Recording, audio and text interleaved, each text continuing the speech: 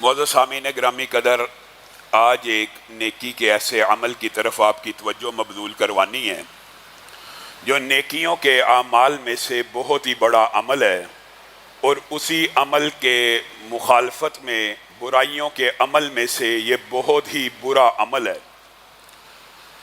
نبی کریم صلی اللہ علیہ وسلم کی رمضان کی جو حدیث زبان زد عام اور معروف حدیث آپ نے سنی ہے، اس کے اندر نبی کریم صلی اللہ علیہ وسلم ممبر پہ چڑھتے ہوئے 3 دعائیں کرتے ہیں، اور روایات کے الفاظ ہیں کہ نبی کریم ممبر کے اوپر چڑھے ہیں اور 3 مرتبہ آمین کہتے ہیں، اور صحابہ پوچھتے ہیں ہم نے تو کسی کو دیکھا ہی نہیں کہ دعا کون کر رہا ہے، آپ نے آمین کس کی دعا کے جواب میں کہا؟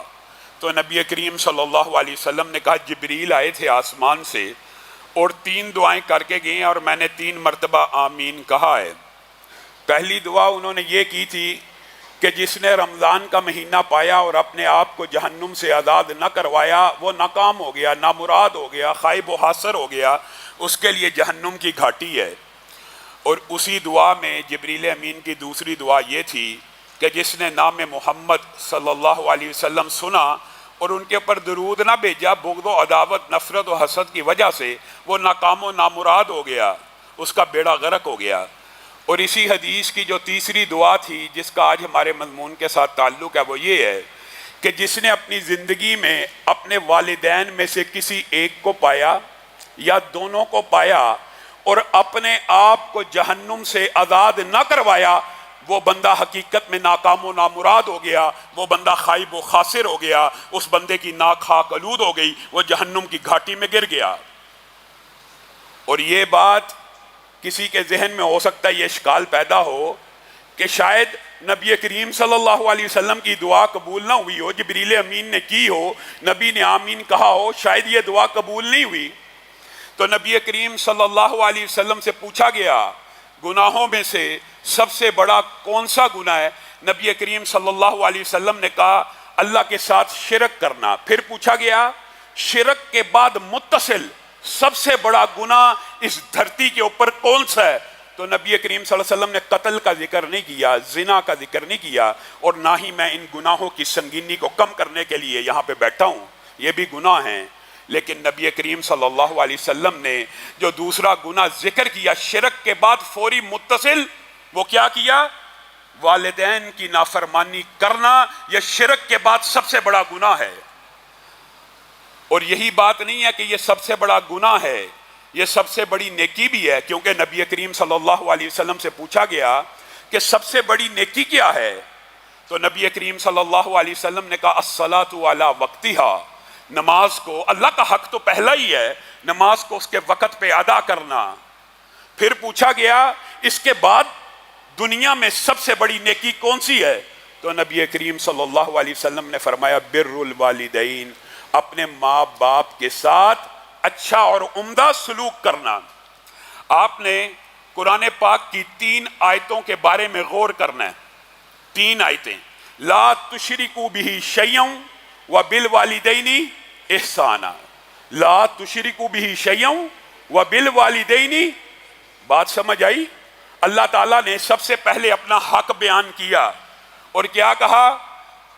میرے ساتھ کسی کو شریک نہ ٹھہرانا، اور متصل بات کیا کہا؟ وبالوالدین احسانا۔ اچھا اگر ایک ہی آیت ہوتی تو بعد میں کسی قسم کا کوئی ابہام رہتا، شاید جو بات میں سمجھانا چاہ رہا ہوں اللہ آپ کی اور میری سمجھ میں بھی آ جائے۔ اللہ تشرکوا بہ شیئا وبالوالدین احسانا، پہلے کہا لا تشرکوا بہ شیئا وبالوالدین احسانا، پھر کیا کہا؟ اللہ تشرکوا بہ شیئا وبالوالدین احسانا، اپنے رب کے ساتھ کسی کو شریک مت ٹھہرانا، اور متصل بات ذکر کیا، اور والدین کے ساتھ احسان کرنا۔ یہ بھی اگر صرف 2 آیتیں ہوتی تو شاید کافی تھی، سمجھ اور ہدایت کے لیے تو ایک لفظ بھی کافی ہوتا ہے۔ اللہ تعالیٰ نے متصل ایک اور جگہ کے اوپر اپنی ذات کے حق کے بعد والدین کا حق بیان کیا، پہلے 2 میں بھی شرک کے بعد والدین کا حق، اور تیسرے میں کیا ہے؟ وَقَضَىٰ رَبُّكَ أَلَّا تَعْبُدُوا إِلَّا إِيَّاهُ وَبِالْوَالِدَيْنِ، تینوں مرتبہ اللہ نے اپنے شرک سے منع کیا، اور تینوں مرتبہ کیا کہا؟ اپنے والدین کے ساتھ احسان کرنا، احسان۔ اچھا سلوک نہیں، احسان کرنا. اور احسان کا ترجمہ اردو میں بھی آپ کو معلوم ہے، کسی نیکی کا اس سے بڑھ کر بدلہ اتارنا، یا کوئی نیکی نہ بھی کرے اس کے اوپر احسان کر دینا. یہاں پہ کسی کے ذہن میں یہ اشکال پیدا ہو سکتا ہے کہ یہ تو اللہ تعالیٰ مومنوں سے خطاب کر رہا ہے، اللہ تشرکوا بہ شیئا ولا تشرکوا بہ شیئا وقضى ربک الا تعبدوا الا ایاہ. اللہ تعالیٰ نے اس ابہام کو بھی کلام حمید کے اندر دور فرما دیا. وَوَصَّيْنَا الْإِنسَانَ بِوَالِدَيْهِ إِحْسَانًا وَوَصَّيْنَا الْإِنسَانَ بِوَالِدَيْهِ حُسْنًا وَوَصَّيْنَا الْإِنسَانَ بِوَالِدَيْهِ حَمَلَتْهُ أُمُّهُ وَهْنًا عَلَى وَهْنٍ وَفِصَالُهُ فِي عَامَيْنِ أَنِ اشْكُرْ لِي وَلِوَالِدَيَّ. اللہ تعالیٰ نے تمام انسانیت کو ان تین مختلف آیتوں میں مخاطب ہو کے کہا، میں صرف مومنوں کو، صرف ایمان والوں کو اپنے والدین کے اوپر احسان کرنے کی نصیحت نہیں کرتا، بلکہ میں انسانوں کو، اور انسانوں کے اندر یہودی بھی ہیں کہ انسان ہے نہیں، عیسائی بھی انسان ہے، ہندو بھی انسان ہے، بدھ مت، جین مت، ہر بندہ انسان ہی ہے نا. وَوَصَّيْنَا الْإِنسَانَ بِوَالِدَيْهِ.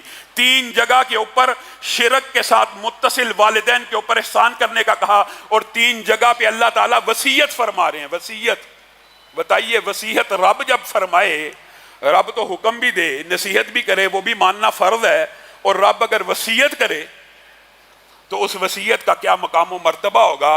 اور تینوں جگہ وصیت کرنے کے بعد، انسان کو خطاب کرنے کے بعد، تیسری آیت میں تو اللہ تعالیٰ نے کمال ہی کر دیا، انشکر لی ولیوالدی، میرا بھی شکریہ ادا کرنا اور اپنے والدین کا بھی شکریہ ادا کرنا. میرے بھائیوں، یہ وہ باب ہے جس کی آج ہم نے ابتدا کی ہے، لیکن ہمارے معاشرے میں یہ باب ادھورا. ہمارے معاشرے میں کہنے والے اور سب سننے والے اس معاملے میں کھوٹے سکے ہیں. ہم نے اپنے والدین سے کیا محبت کرنی ہے؟ ہم تو ایسے ایسے تعلیمی اداروں میں پڑھتے ہیں جہاں پہ بچوں کو یہ تربیت دی جاتی ہے، کانفیڈنس ہونا چاہیے، اعتماد ہونا چاہیے. اور تمہارے والدین کو کیا پتا، وہ اولڈ ماڈل ہے، معاذ اللہ، وہ تو پرانے زمانے کے لوگ ہیں. اب ہم بیکن ہاؤس میں پڑھ رہے ہیں، LGS میں پڑھ رہے ہیں، لاہور گرامر میں پڑھ رہے ہیں.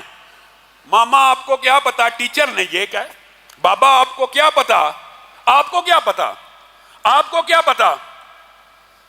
نبی کریم صلی اللہ علیہ وسلم نے ایک صحابی کو دیکھا، پتہ نہیں نبی کریم کے دل پہ کیا گزری ہوگی، ان کو روک لیا، اور روکنے کے بعد قریب بلایا اور بلا کے کہنے لگے، میرے صحابی میری ایک بات یاد رکھیں، جی آقا، جی سید المرسلین، جی خاتم النبیین، حکم کیجئے. تو اپنے باپ کے ساتھ تھا، میری ایک نصیحت یاد رکھیں، اپنے باپ کے آگے کبھی نہ چلا کر، اس کی سواری کے آگے نہ دوڑا کر، اس کے پیچھے رہا کر، اس کا احترام کیا کر.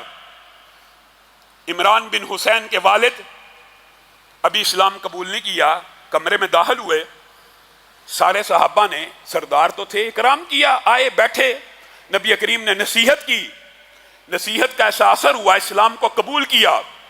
بیٹے عمران پاس بیٹھے ہیں، کھڑے ہوئے، باپ کا ماتھا چوما، باپ کی جوتی اٹھائی، نبی کریم کی آنکھوں سے آنسو رواں ہو گئے. اے اللہ کے رسول کیوں روتے ہیں؟ کہا جب تک مشرک تھا تب بھی کرام کرتا تھا، لیکن اللہ کی قسم اسلام قبول کیا تو بیٹے نے بیٹا ہونے کا حق ادا کر دیا ہے. نبی کریم صلی اللہ علیہ وسلم نے والدین کے بارے میں مجھے اور آپ کو کیا نصیحتیں کی ہیں، ہم یہ سمجھتے ہیں. خود نبی کریم کی زندگی کے اندر سے بھی اگر آپ جائزہ لیں، ہمیں یہ بات نظر آتی ہے کہ شاید نبی کریم کے والدین کا باب محو ہے. نبی کریم صلی اللہ علیہ وسلم 6 سال کے بچے ہیں، ام ایمن ہمراہ ہیں.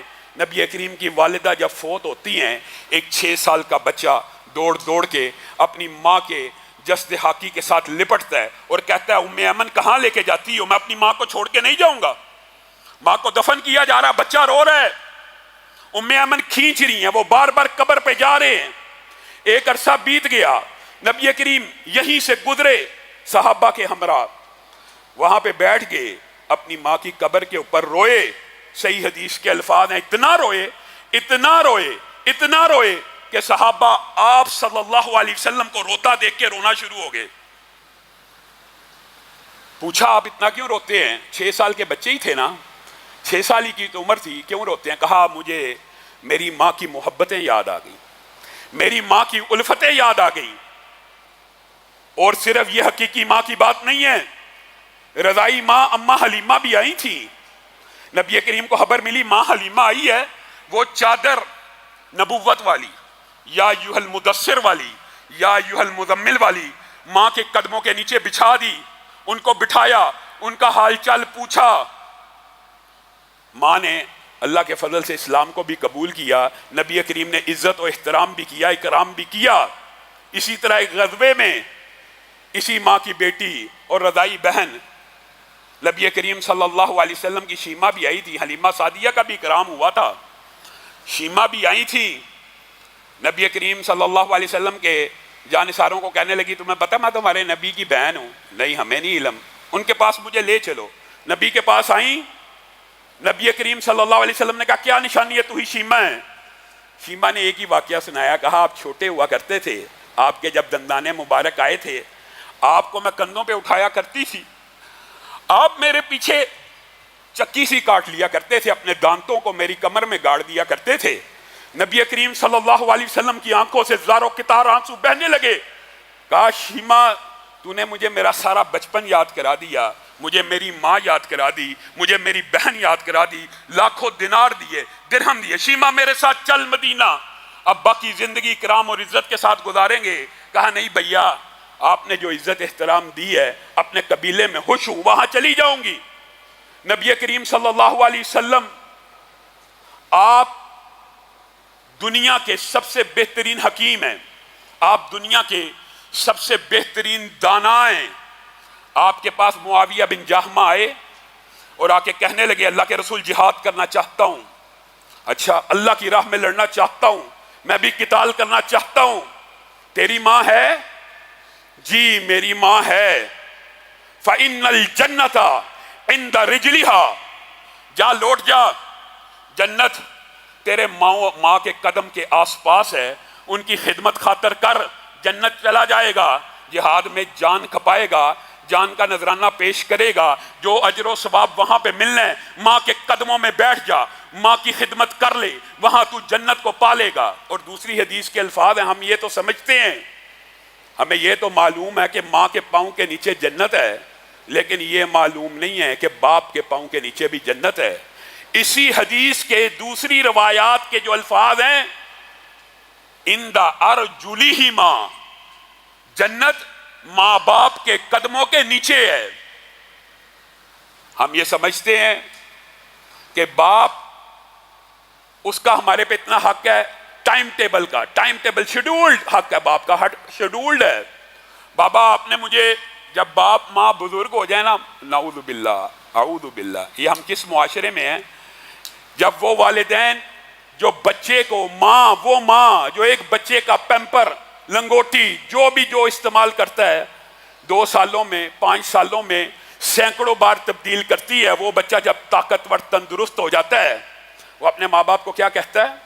اے میرے امی، اے میرے ابو، رات 12 بجے آپ نے مجھے بتا دینا، میں آپ کو واش روم کروا لاؤں، آپ نے مجھے 10 بجے بتا دینا، اس کے بعد میں نے بیوی بچوں کے پاس چلے جانا ہے، آپ نے 11 بجے کے بعد مجھے آواز نہیں دینی اور مجھے نہیں بلانا، ابھی جو طہارت کرنی ہے 12 بجے کر لینا۔ باپ اور ماں اس کے بعد چاہے ساری رات بستر پہ کراہتے رہیں، چیختے رہیں، وضو کی حاجت ہو، طہارت کی حاجت ہو، انتظار کرتے رہیں کہ بچہ کب اٹھے گا، کب ہمیں طہارت کروائے گا، کب ہم وضو کر کے 2 رکعت اللہ کی بارگاہ میں ادا کریں گے۔ یہ بچے ظالم ہیں، یہ بچے گناہ گار ہیں۔ ایک کہاوت اسی لیے آپ نے سنی ہوگی، ایک باپ نے اپنے بیٹے کو سمجھانے کے لیے پاس بٹھایا اور کہنے لگا یہ کون سا جانور ہے؟ بیٹے نے کہا بابا یہ چڑیا ہے۔ پھر تھوڑی دیر بعد کہا یہ کون سا جانور ہے؟ کہا چڑیا ہے۔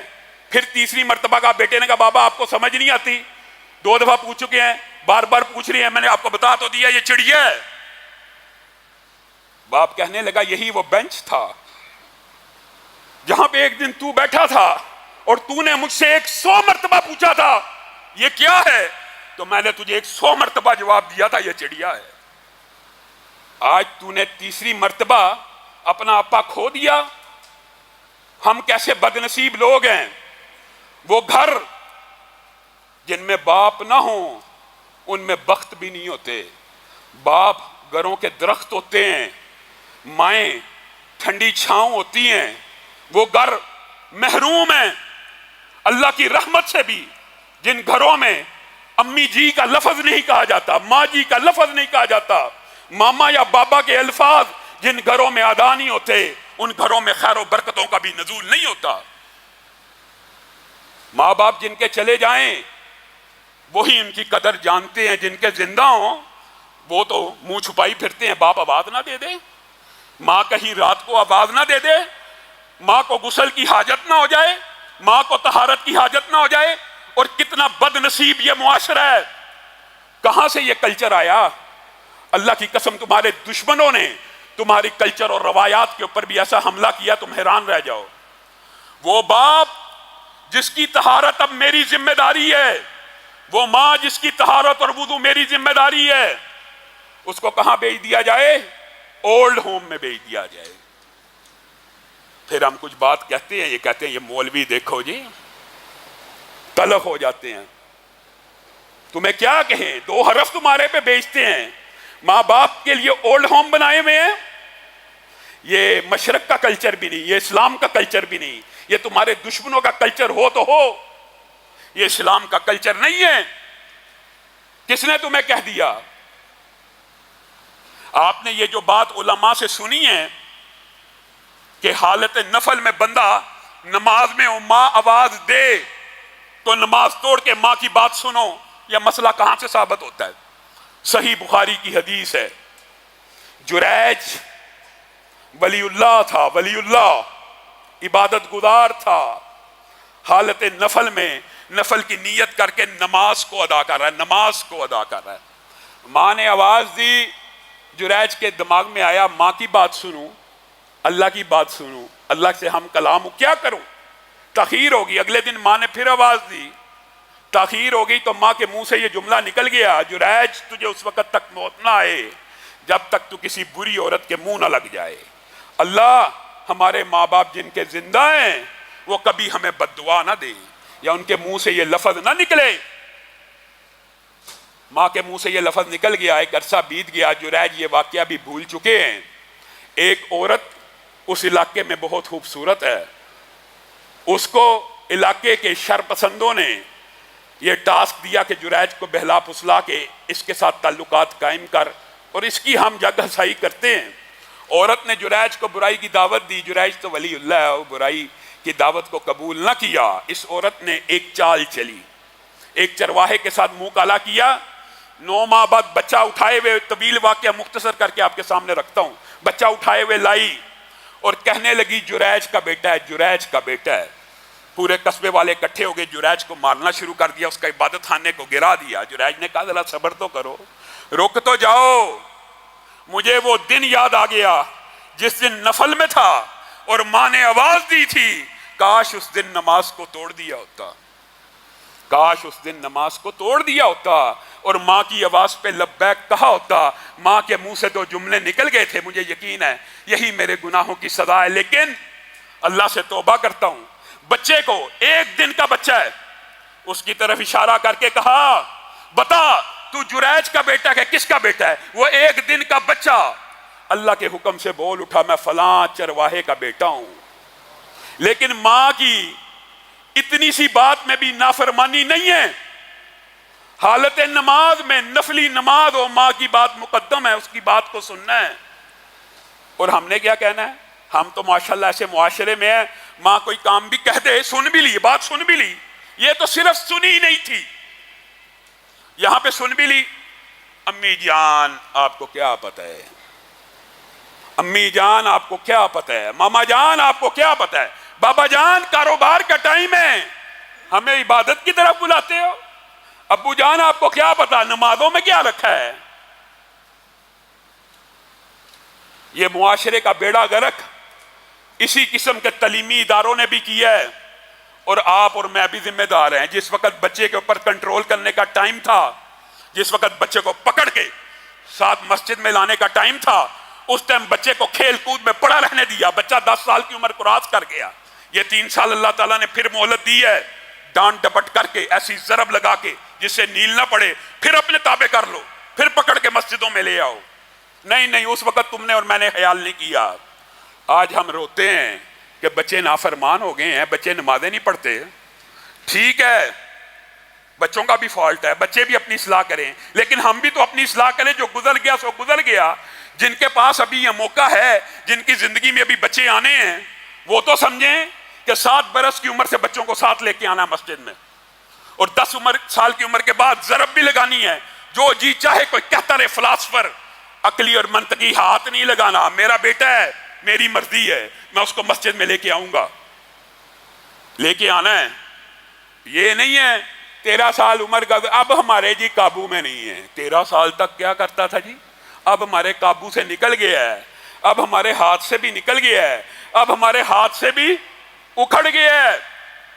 میرے بھائیوں، دنیا کے اندر نیکی کے جتنے اعمال ہیں، میں اس لیے یہ بات کہہ رہا ہوں، عبادت کر رہے ہیں نا، روزے رکھ رہے ہیں نا، زکوٰۃ بھی دے رہے ہیں، اپنی حسب توفیق اللہ کا ذکر اذکار بھی کر رہے ہیں۔ آج 27ویں کی رات اللہ کی مسجدوں میں جمع ہے، کس لیے؟ اللہ کو راضی کرنے کے لیے۔ الحمدللہ سب کی یہی نیت ہے کہ اللہ راضی ہو جائے۔ اے اللہ ہم سب سے راضی ہو جائے، ہم سب کو جنت الفردوس میں جگہ دے۔ اسی نیت سے بیٹھے ہیں نا۔ آپ بتائیں، نبی کریم صلی اللہ علیہ وسلم کے پاس ایک صحابی آیا، آپ نے یہ حدیث تو سنی ہے، لیکن اس کا اگلا ٹکڑا آپ نہ سنتے ہیں نہ سنایا جاتا ہے۔ یہ حدیث سنی ہے نا، ایک صحابی نے آگے پوچھا تھا،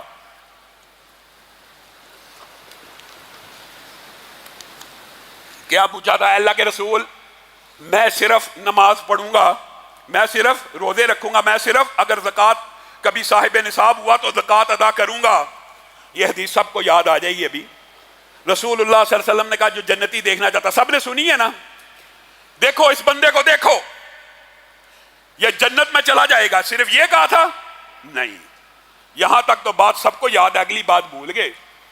نبی کریم صلی اللہ علیہ وسلم نے یہ کہا تھا، یہ بندہ جنت میں، صرف جنت میں نہیں جائے گا، بلکہ کیا، یہ بندہ یا اس جیسے لوگ سارے کے سارے جو یہ 3 عمل کریں گے، کل قیامت کے دن کہاں ہوں گے؟ نبیوں کے ساتھ، شہیدوں کے ساتھ، صدیقین کے ساتھ، اور اولیاء اور صلحاء کے ساتھ۔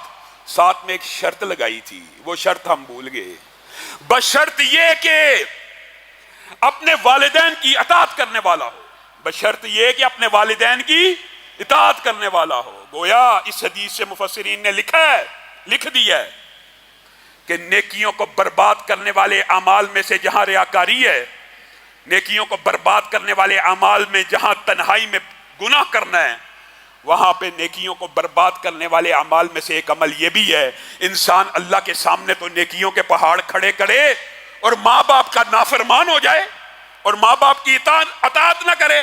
رسول اللہ صلی اللہ علیہ وسلم نے کہا، اللہ کی رضا اس میں ہے کہ تیرا ماں باپ تجھ سے راضی ہو، اور اللہ کی نافرمانی اس میں ہے کہ تیرا ماں باپ تیرے سے ناراض ہو۔ مجھے بتائیے وہ کون سی، میں تو کہتا ہوں یہ عبادت ہے۔ اگر یہ عبادت نہیں ہے تو اللہ تعالیٰ نے بتائیے کسی عبادت کی اتنی جزیات اور تفصیلات بتائی ہیں آپ کو۔ علماء یہ کہتے ہیں زکوٰۃ ادا کرنی ہے، بتائیے قرآن پاک میں کہاں لکھا ہے کہ 2.5% اور اتنے، ہر جانور کی اتنی ہے، سونے کی اتنی ہے؟ حدیث سے پتہ لگتی ہے نا۔ لیکن والدین کے حقوق کو قرآن پاک میں جزوی طور پہ بھی جز کر کے بیان کیا ہے۔ کیوں؟ پہلا حق، فلا تقل لهما اف۔ محدثین کا اتفاق ہے عربی زبان میں اف سے چھوٹا تکلیف اور اذیت دینے والا لفظ کوئی نہیں ہے۔ اگر اس سے چھوٹا کوئی لفظ ہوتا تو اللہ تعالیٰ یقیناً وہی نازل کرتا، فلا تقل لهما اف۔ ماں باپ کو اف بھی نہیں کہنا، اور تم کہتے ہو ماما آپ کو کیا پتہ ہے، اور سمجھتے ہیں یہ گستاخی نہیں ہے۔ ماں بھی بیچاری آگے سے کھسیانی ہو کے ہنس رہی ہوتی ہے، باپ بھی اچھا بیٹے کو ہی زیادہ پتہ ہوگا، بیٹی کو ہی زیادہ پتہ ہوتا، شرم نہیں آتی؟ فلا تقل لهما اف، باپ کو ماں کو اف بھی نہیں کہنا۔ وقل لهما قولا کریما، ماں باپ کے سامنے لہجہ بھی تلخ نہیں ہونا چاہیے، آواز بھی اونچی نہیں ہونی چاہیے، آواز بھی پست ہونی چاہیے، آواز بھی نیچی ہونی چاہیے، آواز بھی کریمانہ ہونی چاہیے۔ صرف اسی پر بس ہے عزت احترام، صرف قول بتایا اللہ نے۔ اللہ تعالیٰ نے ماں باپ کے سامنے کھڑے ہونے کی کیفیت کو بھی جزوی طور پہ قرآن پاک میں بیان کیا. بتائیے کون سی عبادت کو اس طرح بیان کیا گیا؟ وَاخْفِضْ لَهُمَا جَنَاحَ الذُّلِّ مِنَ الرَّحْمَةِ. بڑے بد نصیب ہیں وہ بچے. اللہ ان سب کو ہدایت دے جو اپنے ماں باپ کے سامنے کھڑے ہوتے ہیں تو قرآن کے اس حکم کو فراموش کر دیتے ہیں. اللہ تعالیٰ کہہ رہا ہے ماں باپ کے سامنے بولنے کی بات نہیں ہے، بولنے کی تو گزر گئی کہ کریمانہ بولنا ہے، اف نہیں کہنا. کھڑے کیسے ہونا؟ وَاخْفِضْ لَهُمَا جَنَاحَ الذُّلِّ. اپنے کندھوں کو جھکا کے کھڑے ہونا ہے، با ادب کھڑے ہونا ہے. بتائیے اللہ تعالیٰ نے کس عبادت کے اندر اور اس کیفیت کا اور حیت کا ذکر کیا ہو؟ وَاخْفِضْ لَهُمَا. ایسے مؤدب کھڑے ہونا ہے، ایسے مؤدب کھڑے ہونا ہے، ایسے احترام سے کھڑے ہونا ہے، ایسے اطاعت کے پوسچر سے کھڑے ہونا ہے کہ انگ انگ سے رحمت ٹپک رہی ہو، احترام ٹپک رہا ہو.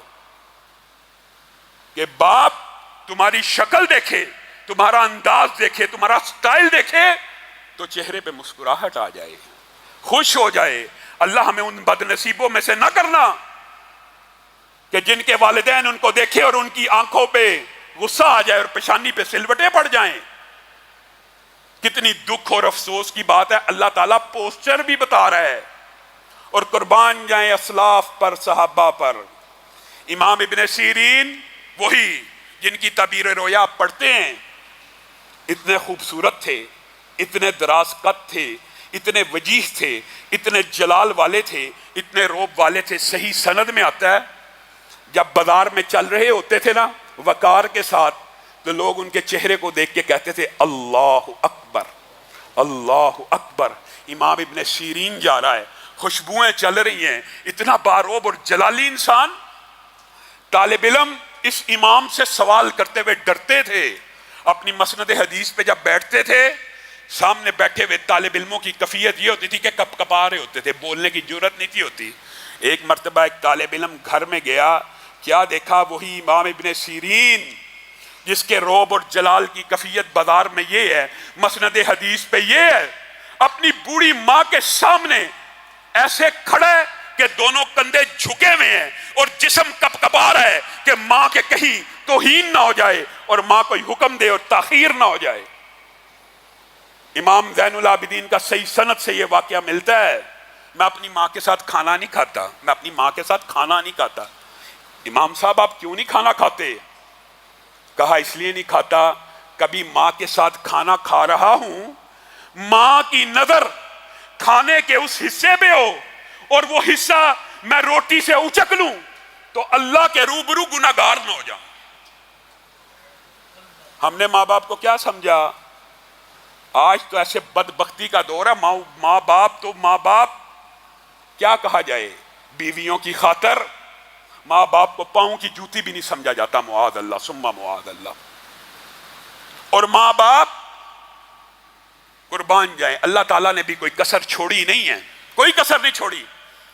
ماں باپ اگر تو مشرک ہو، مشرک اور تجھے شرک کا حکم دے ان کی اطاعت مت کرنا، لیکن ساتھ ہی یہ اشکال بھی دور کر دیا کہیں میرے بندے یہ نہ سمجھیں کہ ماں باپ مشرک ہے تو اب اس کی گستاخی شروع ہونے لگی ہے. ساتھ ہی کیا کہہ دیا؟ وَصَاحِبْهُمَا فِي الدُّنْيَا مَعْرُوفًا. مشرک بھی ہوں، شرک کا حکم بھی دیتے ہوں، شرک نہیں کرنا، لیکن دنیا کے اندر ان کے ساتھ احسانات کرتے چلا جانا ہے. اس کی مثال قرآن پاک میں خود ایک عظیم الشان پیغمبر کی زندگی سے ملتی ہے. جو قرآن پاک پڑھتے ہیں انہیں تو معلوم ہوگا عربی زبان میں ایک لفظ باپ کے لیے یا اباتی بھی ہے. اباتی، اس اباتی کے اندر کیا ترجمہ پوشیدہ ہے؟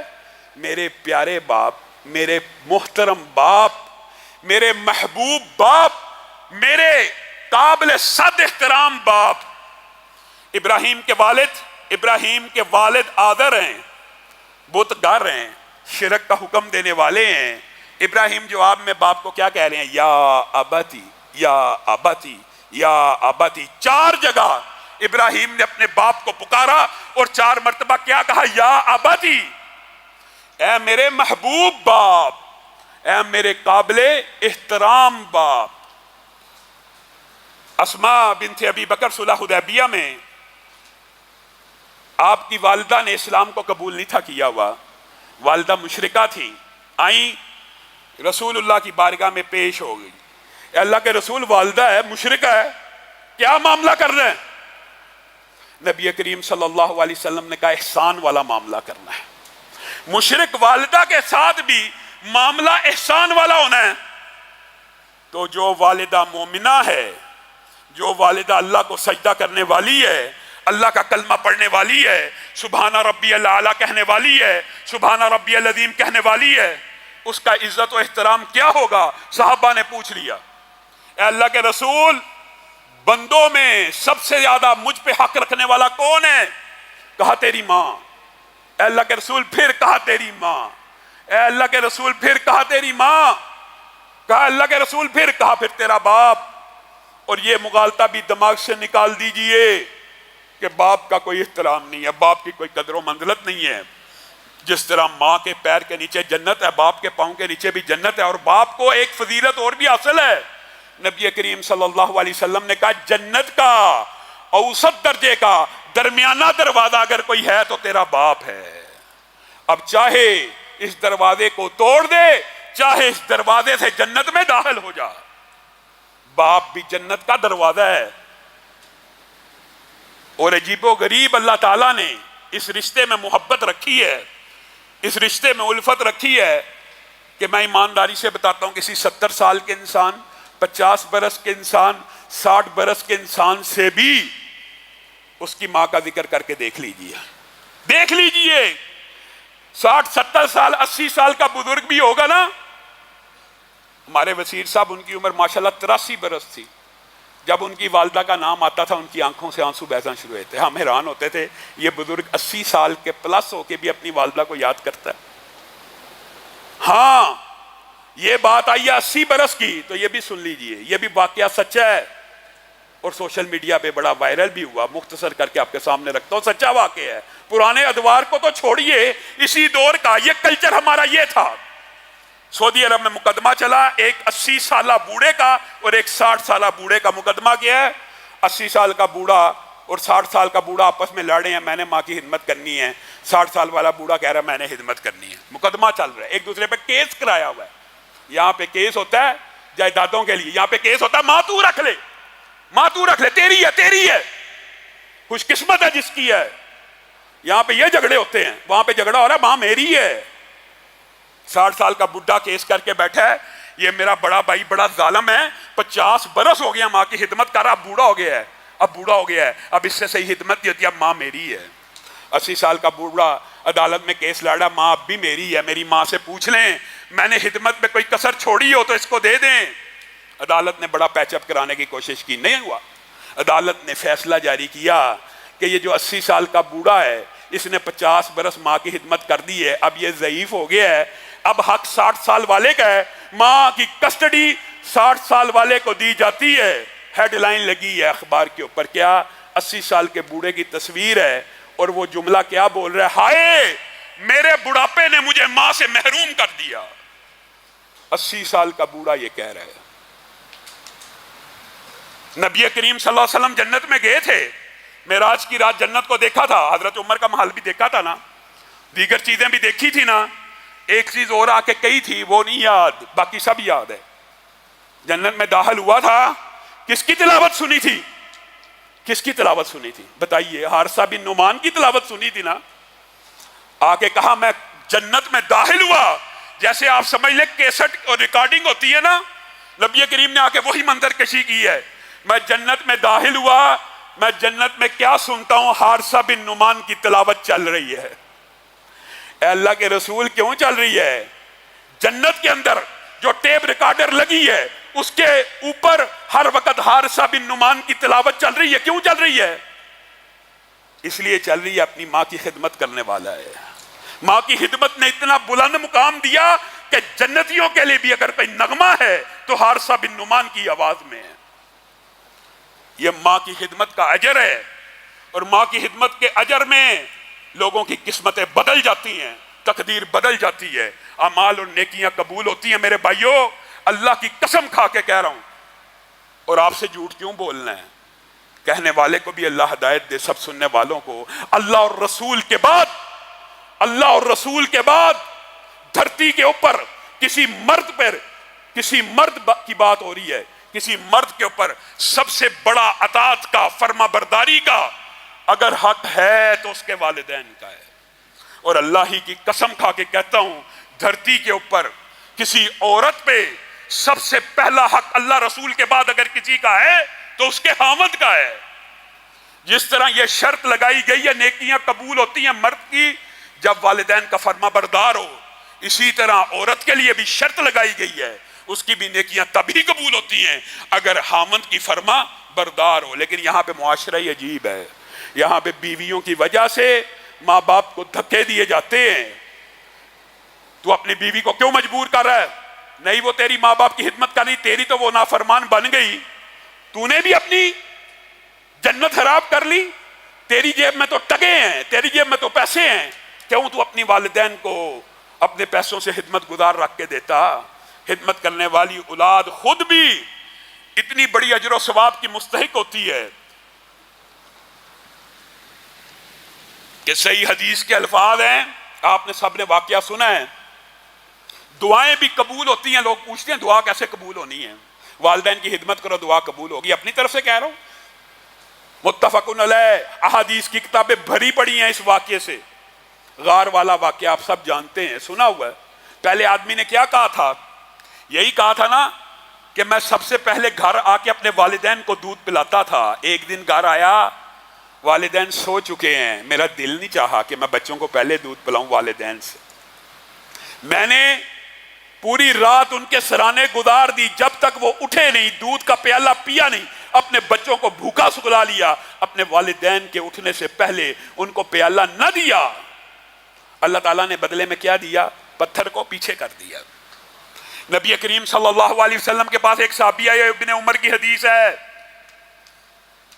آ کے کہنے لگے اللہ کے رسول، سبحان اللہ، اے اللہ کے رسول بہت بڑا گناہ ہو گیا ہے، بہت بڑا گناہ ہو گیا ہے، بہت بڑا گناہ ہو گیا ہے، اے اللہ کے رسول بہت بڑا گناہ ہو گیا ہے۔ اچھا تیری ماں ہے؟ سبحان اللہ، تیری ماں ہے؟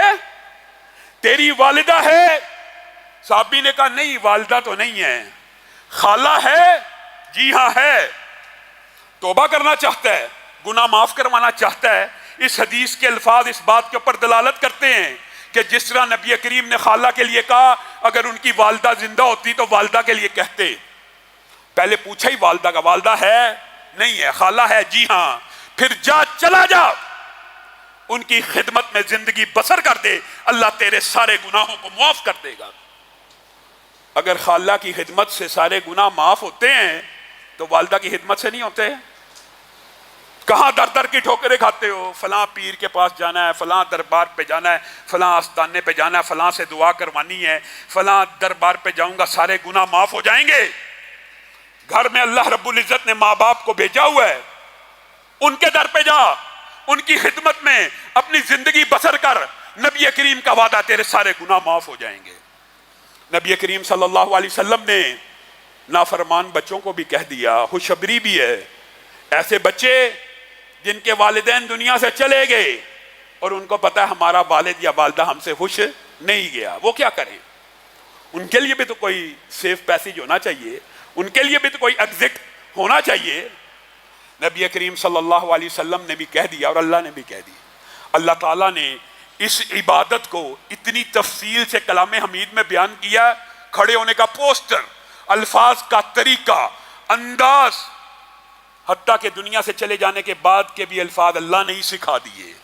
وَقُلْ رَبِّ ارْحَمْهُمَا كَمَا رَبَّيَانِي صَغِيرًا۔ جس کے والدین دنیا سے چلے جائیں اور وہ یہ سمجھتا ہو کہ میرے والدین میرے سے ناخوش گئے ہیں، وہ کیا کرے؟ یہ بھی حدیث کے بہقی کے الفاظ ہیں۔ وہ کہے اللہ میرے والدین کو معاف فرما، اللہ ان کے اوپر رحم فرما، دعا کرتا رہے کرتا رہے کرتا رہے۔ حدیث کے الفاظ ہیں، یہ بدبخت جو تھا، جو نافرمان تھا، دعا کرتا چلا جائے گا، ایک وقت آئے گا اللہ تعالیٰ اس کو سعادت مندوں میں لکھ دے گا کہ اگرچہ دنیا میں حق ادا نہ کیا لیکن چلے جانے کے بعد ایسی توبہ کی ہے، ہر وقت اپنے ماں باپ کے لیے مانگتا رہتا ہے، اپنے والدین کے لیے مغفرت کی دعا اور رحم کرنے والے کی دعا بھی اس کے لیے گناہوں کو معاف کرنے کا ذریعہ بن جاتی ہے، سعادت مند لکھا جائے گا۔ بات آئی ہے تو ضمنی طور پر مولانا عبد المنان وزیر آبادی کا واقعہ میرے دماغ میں آ گیا۔ آپ کے والد جو تھے انہوں نے اپنے 7 بچوں کو بیوروکریٹ بنایا، آفیسرز بنایا۔ یہ نبینا تھے، عبد المنان وزیر آبادی نبینا تھے۔ ان کے بارے میں میاں بیوی نے مشورہ کیا اس کا کیا کیا جائے، یہ تو آفیسر وغیرہ نہیں بن سکے، کہا اس کو دین کا طالب علم بنا دیتے ہیں۔ ان کو حافظ قرآن بنا دیا، اور ان کی اس نیکی کی وجہ سے آج بر صغیر پاک و ہند میں جو بھی ہے انہی کا شاگرد ہے۔ عبد المنان وزیر آبادی حافظ بھی بنے، عالم بھی بنے، شیخ الحدیث بھی بنے۔ والد دنیا سے چلے گئے، والدہ کو خواب آیا، خواب اگرچہ حجت نہیں ہوتا لیکن خوشخبری کے لیے خواب آ جاتے ہیں۔ والدہ نے خواب دیکھا کہ خاوند آئے ہیں اور آ کے کہہ رہے ہیں اے میری زوجہ 7 بچوں کو افسر بنایا، دنیا کا بہت اچھا سٹیٹس دیا، بڑی محنت سے پرورش کی، بڑی تگ و دو کر کے اچھی لائنیں دی، بیوروکریسی میں اعلیٰ افسران پہنچ گئے ہیں۔ آج قبر میں پڑا ہوں، ایک بچے کی طرف سے بھی کبھی ٹھنڈی ہوا نہیں آئی، لیکن ہر روز میرا جنت میں ایک درجہ بلند ہو جاتا ہے، ہر روز میرا جنت میں ایک درجہ بلند ہو جاتا ہے۔ مجھے پتہ لگتا ہے کہ وہ عبد المنان وزیر آبادی جو نبینا تھا، جس کو حافظ قرآن بنایا تھا، وہ سجدے میں یہ دعا کر رہا ہوتا ہے رب ارحمہما کما ربیانی صغیرا ربنا اغفر لی ولی والدیا رب اغفر لی ولی والدیا۔ وہ جب بھی یہ دعا کرتا ہے اللہ میرے ماں باپ کو معاف فرما، اللہ تعالیٰ جنت میں میرا ایک درجہ بلند کر دیتے ہیں، اللہ جنت میں ایک درجہ بلند کر دیتے ہیں۔ میرے بھائیوں، ہم کس دنیا کے پیچھے بھاگ رہے ہیں؟ اللہ کی قسم 100 برس نہیں گزریں گے، وہ بڑا ہی خوش قسمت انسان ہوتا ہے کہ 100 برس بعد بھی دھرتی والے کسی اس انسان کو یاد کر کے اس کے لیے دعائیں کرتے ہوں۔ اٹھائیے اپنے خاندان کی ہسٹری دیکھیے، غور کیجیے۔ آج 2021 ہے، 1921 میں جو آپ کا پردادا تھا یا پردادے کا والد تھا، آپ اس کا نام بھی جانتے ہیں؟ آج دھرتی کے اوپر 100 سال بعد اس کے لیے کوئی دعائیں کرنے والا موجود ہے؟ نیکیوں کے کچھ ایسے بازار گرم کیجئے، صدقہ جاریہ کے کچھ ایسے میدان تیار کیجئے کہ 1000 برس بھی گزر جائیں، آپ کے لیے ہاتھوں کو اٹھا کر دعا کرنے والے لوگ موجود ہوں۔ اور قربان جائیں امام ابن تیمیہ کے اوپر، ابن قیم کے اوپر، امام احمد ابن حنبل کے اوپر، امام مالک کے اوپر۔ یہ جو ائمہ ہیں کتنی دیر پرانے ہیں؟ کوئی 600 سال، کوئی 700 سال، کوئی 1000 سال، کوئی 1400 سال۔ ہمیں تو اپنے پردادے کے دادے کا نام نہیں آتا، ہم نے کیا اپنے والدین سے وفا کرنی ہے؟ انسان ہے ہی بے وفا۔ آپ اپنی اولادوں کے اندر کم از کم اتنا دین تو ڈال کے جائیے کہ کوئی 25 30 50 برس ہی آپ کے لیے دعا ہوتی رہے۔ کوئی نیکی کے ایسے میدان سرگرم کر جائیے کہ 1000 برس بھی گزر جائے، جنت میں درجات بلند ہوتے چلے جا رہے ہوں۔ کوئی نہ کوئی پلان تو کیجیے، ارادہ تو کیجیے۔ اللہ کی قسم آپ ارادہ کریں گے، خود بخود اللہ تعالیٰ راستہ بنائے گا۔ آپ کو چیز سوچیں کہ ہم وہ کیا نیکیاں کریں۔ نبی کریم صلی اللہ علیہ وسلم نے اسی لیے کہا تھا نیک بچہ والدین کے لیے صدقہ جاریہ ہوتا ہے۔ امام بخاری، سبحان اللہ، کتنے عرصہ ہو گیا؟ 1200 برس ہو گیا۔ امام بخاری، آج بھی ان کے لیے لوگ دعائیں کرتے ہیں۔ اور ان کی والدہ کے ساتھ ان کا جو تعلق تھا آپ کو علم ہوگا، نبینا ہو گئے تھے۔